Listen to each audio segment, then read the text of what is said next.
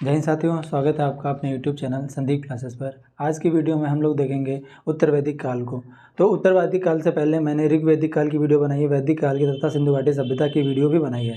तो ये अगर आपने नहीं देखी है तो जाके प्लेलिस्ट में देखें, क्योंकि इतिहास को एक कालक्रम से अगर पढ़ते हैं तो ज़्यादा समझ में आता है। और शुरू से अगर देखना है तो आप इसके जो पुराने वीडियोज़ हैं उनके बारे में देखें, उसके बाद में उत्तर वैदिक काल को देखें। तो उत्तर वैदिक काल मुख्यतः माना जाता है हमारा 1000 ईसा पूर्व से लेकर के 600 ईसा पूर्व तक की। इसी समय हम लोगों को पता है कि इसी समय में लोहे की खोज हो गई थी। लोहे की खोज होने से बहुत सारे बदलाव समाज में देखे गए और इसी समय ही कृषि की शुरुआत हुई थी। तो 1000 ईसा पूर्व के आसपास जो हमारे लोहे की खोज हुई, उसके बाद हम लोग देखेंगे कि उत्तर वैदिक काल का जो हमारा जो हम लोग भौगोलिक स्थिति और राजनीतिक स्थिति, आर्थिक जीवन और सामाजिक जीवन और धार्मिक जीवन में क्या क्या बदलाव हुए थे ऋग वैदिक काल से अलग, तो उन सब चीज़ों के बारे में देखेंगे। क्योंकि ऋग वैदिक काल में हम लोगों ने देखा कि उस समय लोहे की खोज नहीं हुई थी तथा 1000 ईसा पूर्व के आसपास लोहे की खोज हुई थी, जिसका आर्थिक जीवन पर बहुत ज़्यादा महत्व पड़ता है। किसी भी कालखंड में अगर उसका आर्थिक जीवन जो है वो आर्थिक स्थिति मजबूत होती है तो वह कालखंड बहुत महत्वपूर्ण माना जाता है। तो हम लोग उसके बारे में देखते हैं कि उत्तर वैदिक काल की जो हमारी भौगोलिक स्थिति क्या थी। तो उत्तर वैदिक काल जब हम लोग ऋग वैदिक काल में देखते हैं तो हमारे सप्त अफगानिस्तान और सप्त सिंधु प्रदेश के आसपास हमारे बसे हुए थे। लेकिन हम लोग देखते हैं कि उत्तर वैदिक काल में ये लोग गंगा दोआब तक की यहाँ तक की आ चुके थे, इसमें बसने लगे थे। ठीक है, तो जहाँ ऋग वैदिक काल में अफगानिस्तान और पंजाब क्षेत्र में रहते थे सप्त सिंधु में, और उत्तर वैदिक काल में गंगा दोआब में आकर के आर्य लोग बस गए थे और वहाँ पर ये लोग स्थायी जीवन जीने लगे थे तथा कृषियाँ भी करने लगे थे। वहाँ ऋग वैदिक काल में देखते हैं एक चोटी का उल्लेख है, लेकिन यहाँ पर मूजवंत के अलावा, ये ऋग वैदिक काल में उसका उल्लेख था, उसके अलावा 3 और चोटियों का भी उल्लेख है इसमें। तो 3 चोटियाँ कौन थी? त्रिकुद, मेनाक और कैत्रज। ये 3 चोटियाँ हैं जिनका उल्लेख ऋग वैदिक काल में पाया जाता है। उसके साथ में गंगा यमुना दोआब में ये लोग रह करके कृषि प्रारंभ करते थे। जब ये लोग स्थायी जीवन जीने लगे तो लोहे की खोज के कारण ये लोग यहाँ पर जो है वो कृषि प्रारंभ कर दिया था। तो कृषि प्रारंभ कर दिया तथा सिंधु नदी थी उसकी सहायक नदियों का भी उल्लेख इसमें मिलता है, तथा अफगानिस्तान की जिस प्रकार ऋग वैदिक काल में नदियों का उल्लेख मिलता है उसी प्रकार उत्तर वैदिक काल में भी नदियों का उल्लेख मिलता है।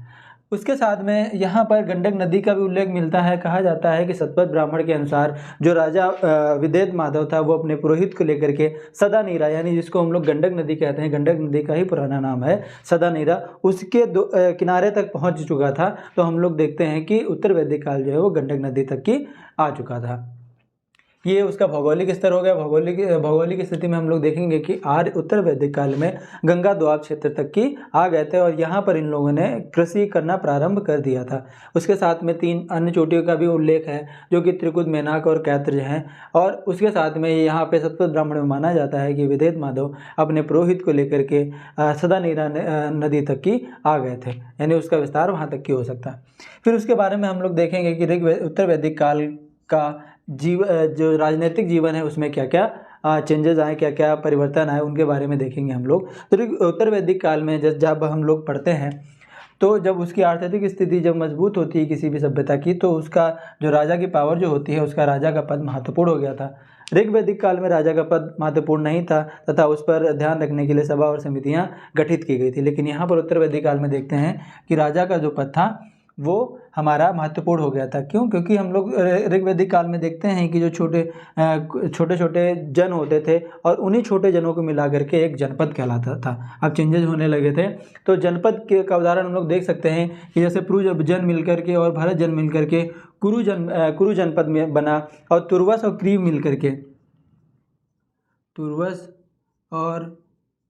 मिलकर के ये हमारा वैशाली बना।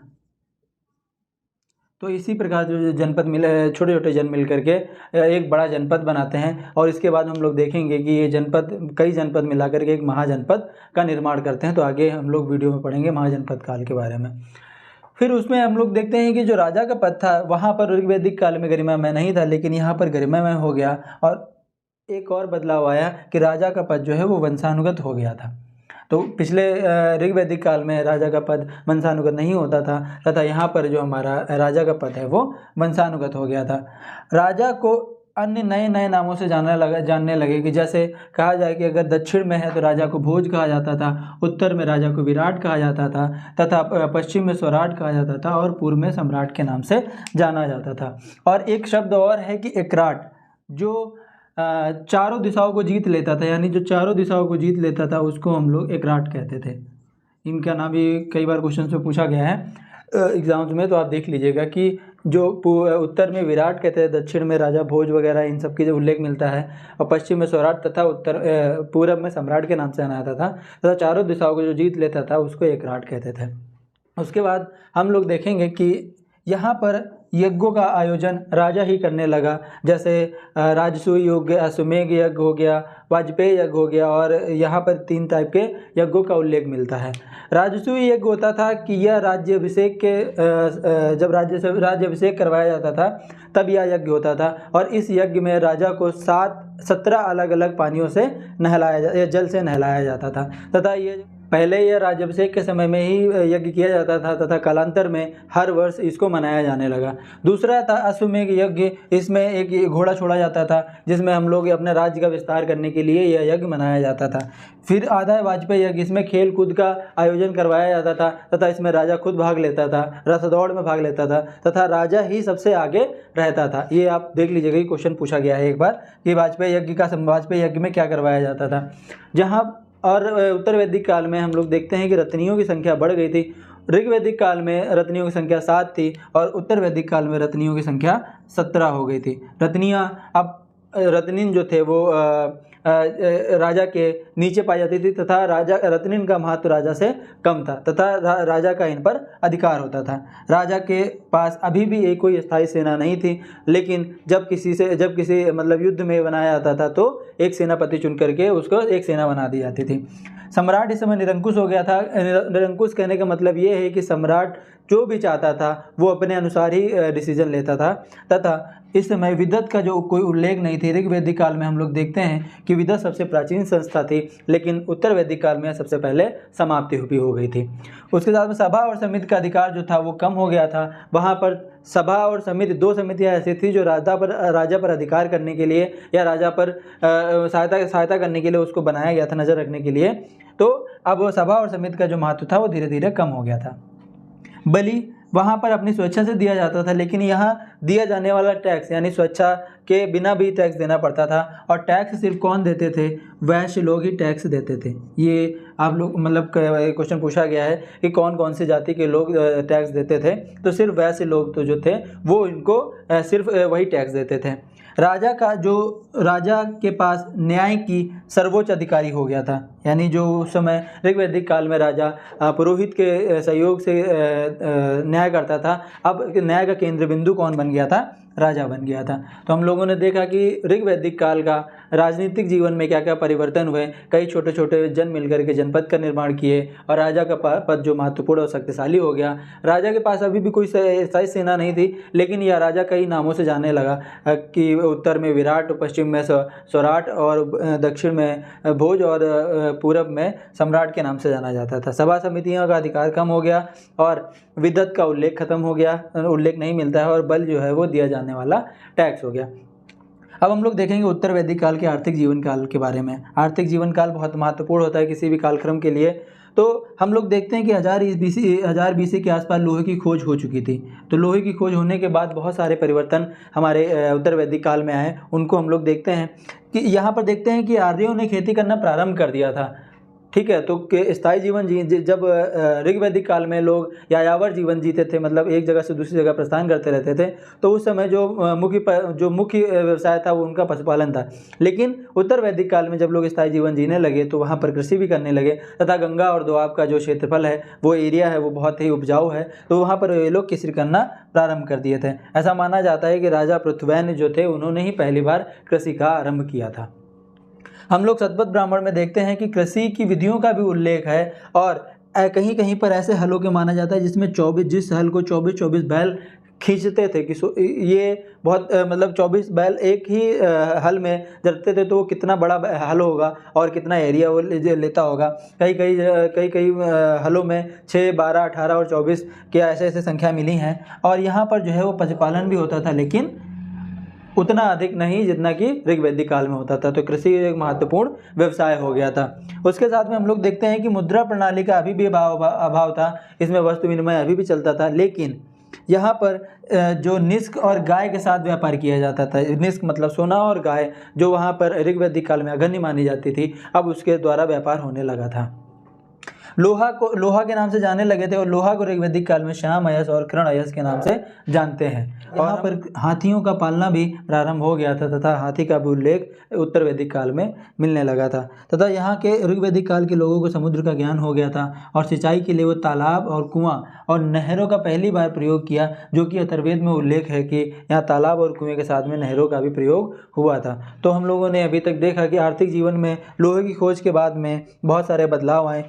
उत्तर वैदिक काल के लोगों ने कृषि करना प्रारंभ कर दिया था और यहाँ पर ऐसे हल पाए गए जिसमें 24 बैल जो उसको खींचते थे और पशुपालन भी होता था तथा ये लोग मुद्रा प्रणाली अभी भी नहीं जानते तथा निष्क और गाय से व्यापार करना प्रारंभ हो गया था और समुद्र का भी ज्ञान हो गया था तथा लोहे का नाम श्याम अयस और कृष्ण अयस, ये एक बार क्वेश्चन में पूछा गया यूपीपीसीएस 2016 में पूछा गया था। कृष्ण जो लोहे का ऋग्वैदिक काल में किस नाम से जाना जाता था, तो श्याम अयस और कृष्ण अयस। हाथी पालना प्रारंभ हो गया था तथा समुद्र का भी ज्ञान था तथा उत्तर वैदिक काल में ही पहली बार नहरों का प्रयोग किया था।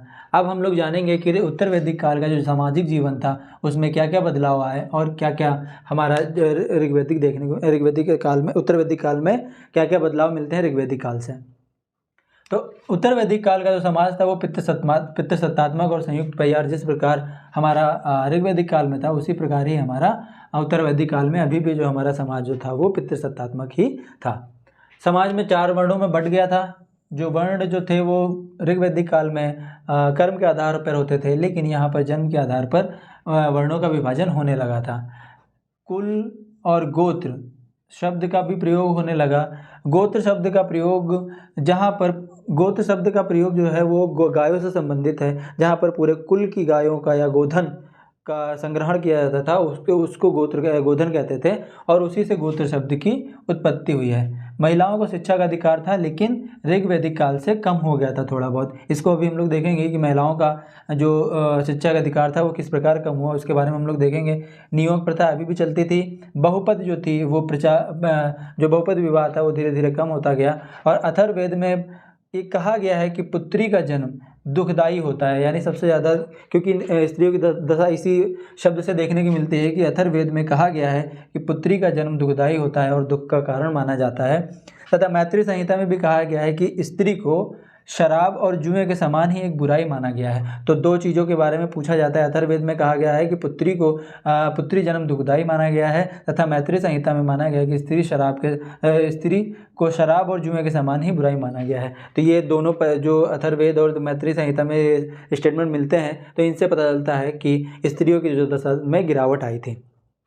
घरेलू दासों का प्रचलन अभी भी प्रारंभ था और बृहदारण्यक उपनिषद में गार्गी और याज्ञवल्क्य का संवाद भी मिलता है। लेकिन यहाँ पे संवाद मिलता है तो इससे ये पता चलता है कि स्त्रियों की दशा में शिक्षा का अधिकार था, लेकिन स्त्रियों की दशा ज़्यादा गिरी नहीं थी, कहीं कहीं पर संवाद कर सकते थे, लेकिन उसकी भी एक सीमा बनाई गई थी। क्यों? क्योंकि उसमें एक शब्द कहा गया था, जो याज्ञवल्क्य ने गार्गी से कहा था कि तुम ज़्यादा बहस ना करो अन्यथा तुम्हारे सर तोड़ दिया जाएगा। तो बहस करने या संवाद करने का भी एक सीमा बना दी गई थी। और लेकिन इसका मतलब ये नहीं है कि जो स्त्रियों की दशा में एकदम गिरावट आई थी।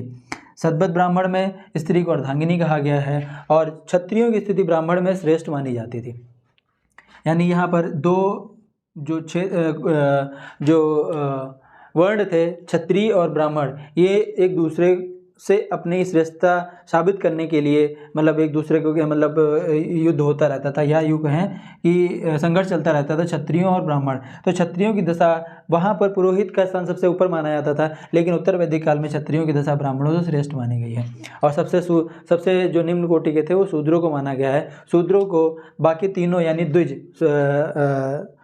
ब्राह्मण, क्षत्रिय और वैश्य की सेवा करने, उसको द्विज कहते थे। द्विज क्वेश्चन पूछा गया है कि द्विज किसे कहते थे, तो द्विज में ये कहा गया कि ब्राह्मण, क्षत्रिय और वैश्य को मिलाकर के द्विज शब्द बनता था। इसका सेवा शूद्र को माना गया है। फिर शूद्रों का उपनयन बंद कर दिया गया था और जो केवल टैक्स देते थे वो वैश्य लोग देते थे। ठीक है, वैश्य लोग क्यों देते थे? वो वैश्य लोग देते थे। और ज्येष्ठाधिकार का जो था वो अपने उस समय प्रचलन चल गया था कि लोग अपने बड़े पुत्र को ही अपना उत्तराधिकारी मानते थे। लेकिन उसके बाद में आश्रम व्यवस्था का भी प्रारंभ हुआ था। उत्तर वैदिक काल में पहली बार आश्रम व्यवस्था का उल्लेख देखने को मिलता है। और आश्रम में हम लोग 4 प्रकार के आश्रमों को माना जाता है: ब्रह्मचर्य आश्रम, गृहस्थ आश्रम और वानप्रस्थ आश्रम और संन्यास आश्रम। तो 4 प्रकार के जो है वो आश्रमों की व्यवस्था देखने को मिलती है। ब्रह्मचर्य आश्रम जो होता था जन्म से लेकर के 25 वर्ष तक की माना जाता था, और यही जो वर्ष थे इसमें शिक्षा प्राप्त करने का अधिकार माना जाता था। तो ये लोग शिक्षा प्राप्त करते थे ब्रह्मचर्य आश्रम में। फिर 25 से लेकर के 50 तक की गृहस्थ आश्रम माना जाता था, तथा उत्तर वैदिक काल में सबसे महत्वपूर्ण आश्रम यही माना जाता था। और गृहस्थ आश्रम में ही ऐसा माना जाता है कि पिता की ऋण से मुक्त हो जाता था। क्यों? क्योंकि वो संतानोत्पत्ति कर देता था तथा वंश को आगे बढ़ा देता था। इसी प्रकार वह पिता के कर्ज से मुक्त हो जाता था। फिर 50 से लेकर के 75 तक की अपने वानप्रस्थ आश्रम कहा जाता था। उसमें परिवार को छोड़ करके अलग स्थापित, मतलब अलग रहने लगता था जो मनुष्य, उसको वानप्रस्थ आश्रम कहते थे। फिर उसके बाद में संन्यास आश्रम, यानी इसमें कहा जाता था कि आप 75 से और 100 की एज के बीच में संन्यास यानी प्रभु की आराधना करनी चाहिए। तथा एक सवाल और उठता है कि उत्तर वैदिक काल के अनुसार ही मनुष्य की जो उम्र जो मानी गई है वो 100 साल मानी गई है। उसी को 4 भागों में विभाजित किया गया, जन्म से लेकर के 25 वर्ष तक की, और 25 से लेकर के 50 तक की, और 50 से लेकर 75 तक की, तथा 75 से लेकर के 100 तक की मानी गई है। फिर खान पान और रहन सहन में ज़्यादा परिवर्तन नहीं आया था। उसी प्रकार मछली और मांस और ये सब दूध दही यही खाते थे, ज़्यादा परिवर्तन नहीं आया था। फिर हम लोग देखते हैं कि उत्तर वैदिक काल में धार्मिक परिवर्तन में क्या क्या बदलाव आए थे। जहाँ पर जिस प्रकार हम लोग देखते हैं कि ऋग्वैदिक काल में इंद्र को सबसे महत्वपूर्ण देवता माना गया है, लेकिन यहाँ पर देवताओं और उनकी आराधना करने की रीतियों में काफ़ी बदलाव देखने को मिलता है। तो यहाँ पर जैसे जो महत्वपूर्ण देवता थे ब्रह्मा, विष्णु, महेश को प्रमुख देवता माना गया है। ब्रह्मा को उत्पत्ति का देवता माना जाता है, और विष्णु को पालनहार, और महेश को रक्षा करने वाला देवता माना जाता है। यहाँ पर यज्ञ और अनुष्ठान होने लगे थे और कई सारे आडंबरों का प्रारंभ हुआ था। यानी जो सबसे महत्वपूर्ण जो बदलाव हुआ था वो उत्तर वैदिक काल में यहाँ पर यज्ञ और कर्मकांड का बढ़ावा हो गया था। यानी यहाँ पर ब्राह्मण लोग अपनी पूजा पाठ कराने में कई जगह देखा जाता है कि यज्ञ कराने वाला ब्राह्मण को 2,40,000 गायों का भी दान दिया जाता था। तथा कहीं कहीं पर पाया गया है, कहीं कहीं पर मिलता है कि ब्राह्मण को चारों दिशाओं, यानी जहाँ तक कि ब्राह्मण की नज़र जाती थी वह स्थान दान में दे दिया जाता था। तो यहाँ पे कर्मकांड और आडंबरों का बढ़ावा हुआ था। तथा यहाँ पर देवताओं की जो महत्ता को बढ़ावा मिला, क्योंकि यहाँ पे कर्मकांड प्रारंभ हो गए तो देवताओं का भी महत्व ज़्यादा बढ़ने लगा। आराधना की रीति में बदलाव हुआ। सबसे पहले यहाँ पर अनुष्ठान प्रारंभ हो गए तथा उसमें बहुत पशुओं की बलि होने लगी, इसीलिए पशु भी कम होने लगे। और धार्मिक उद्देश्यों में भी परिवर्तन हो गया। पहले लोग मतलब कुछ ही समय पर यज्ञ करवाते थे, लेकिन अब किसी रीति से वो यज्ञ करवाते थे। फिर ब्राह्मण को अदाई कहा गया है। उत्तर वैदिक काल में ब्राह्मण को अदाई कहा गया है, जिसको हम लोग अदा मतलब दान देते थे। और मतलब या यूँ कहें कि जो ऐसा व्यक्ति जो दान ना दे उसको अदाई कहते थे। गोधन कहते थे। गोधन किसी भी अतिथि को कहते थे, क्योंकि उनको गायों का मीट खिलाया जाता था, इसीलिए उसको गोधन कहते थे। शतपथ ब्राह्मण में ये कहा गया है कि ब्राह्मण को चारों दिशाएं दे देनी चाहिए। यानी ये कहा गया है कि जहाँ तक कि उसकी नज़र जाए उसको दे देना चाहिए। अब यहाँ पर देवताओं के में भी परिवर्तन हुआ। पूषण जो उस समय वनस्पति के देवता थे, इस समय शूद्रों के देवता हो गए थे। वरुण जो हवा के मतलब पवन के देवता थे, वो इस समय जल के देवता माने जाते थे। तो देवों में बदलाव हुआ तथा यहाँ पर यज्ञ करने की रीतियों में बदलाव हुआ और उनकी महत्वता में भी कम हुआ। मेन यहाँ पर ये होता है कि यज्ञ और कर्मकांडों का बढ़ावा हो गया था। तो इसको अगर नहीं समझ में आता तो एक बार और देख लीजिएगा। इसमें इसी से सारे क्वेश्चन पूछे जाएंगे, इससे बाहर कुछ नहीं पूछा जाता है। तो आपको अगर वीडियो अच्छा लगा हो तो लाइक करिएगा और अपने दोस्तों को ज़रूर सब्सक्राइब करिए, शेयर करिएगा और हमारे चैनल को सब्सक्राइब कर लीजिएगा। तो इसी के साथ जय हिंद, जय भारत।